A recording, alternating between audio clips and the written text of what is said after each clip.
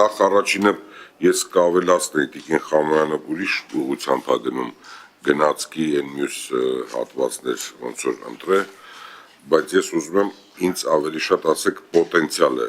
ինչ կարգի պոտենցիալ ունենք, սփյուռք ունենք, որ ամբողջ աշխարհում կարողանանք հայկական ապրանք վաճառենք։ Հիմա չգիտեմ ինչեր ենք խոսում ստեղ։ Սա առաջինը։ Իսկ ամենագլխավոր հարցը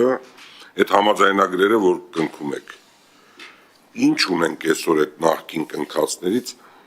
Հայաստանի Հանրապետության շահը որտեղ է, կարող եք ինձ մի քանի տողով բացատրել, որ նախկինում աշխատել ենք, էս է եղել։ Ոնց որ ծաղիկը եկել ենք 7% ենք ասել, մյուսը ինչ են կարել, չեք ասում դուք։ Հիմա այսօր հայտարարում են, ասում են նախկին սովետական միության երկրների համախառն արդյունքով ով որ տեղում է։ Կարդացել եք, նայել եք, հենց ռուսական ալիքներն են հրապարակում։ Առաջի 3 մերձբալտյան երկրները հանեք, Հայաստանը 3-րդ տեղում է։ Ռուսաստանից, Ղազախստանից հետո, Բելարուսից էլ առաջ։ Համախառն ներքին արդյունքով, շնչին ընկնող։ Սա բարձրաձայն խոսեք,